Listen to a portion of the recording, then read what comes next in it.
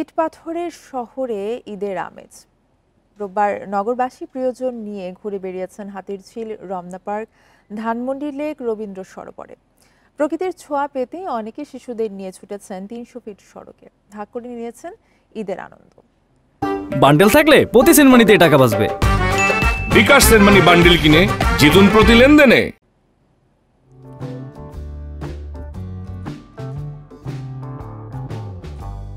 শিশুদের আনন্দ ছিল সীমাহীন।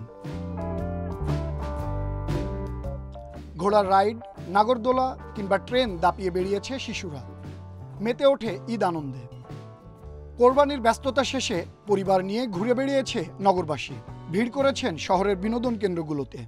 ভালোই লাগতেছে, এখানে বিনোদনের ব্যবস্থা আছে, বাচ্চা বিভিন্ন রাইড উঠতেছে, তো সব মিলে আলহামদুলিল্লাহ অনেক ভালো। ঘোড়ায়, ট্রেনে, রোলার কোস্টারে। এবার এদের তো অফিসের ছুটির কারণে বাড়িতে যাওয়া হয় নাই, তো ভাবলাম যে ছেলে মেয়েদেরকে নিয়ে একটু সময় পার করি। মিলন মেলায় পরিণত হয় হাতিরঝিল, রমনা পার্ক, ধানমন্ডি লেক, রবীন্দ্র সরোবরে। ঈদের ছুটিটা কাটিয়ে খুবই ভালো লাগছে। এখন আমাদের স্কুল কলেজ বন্ধ, এই সময় আমরা ঘুরতে পারি না, এখন বন্ধের সময় আমরা আসতে পারছি। প্রিয় মানুষের সাথে ঈদের আনন্দ ভাগাভাগি হয় ঘোরার মাধ্যমেই।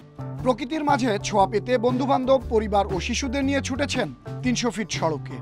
ঈদ উপলক্ষে আব্বুর সাথে এখানে আসছি, খুব ভালো লাগছে। ৩০০ ফুট এরিয়াটা দেখতে জন্য বন্ধু বান্ধব ওয়াইফ নিয়ে ঘুরতে আসছি। খোলা আকাশের নিচে এরকম একটা এনভায়রনমেন্ট দেখে তো যে কেউ আসতে চাইবে।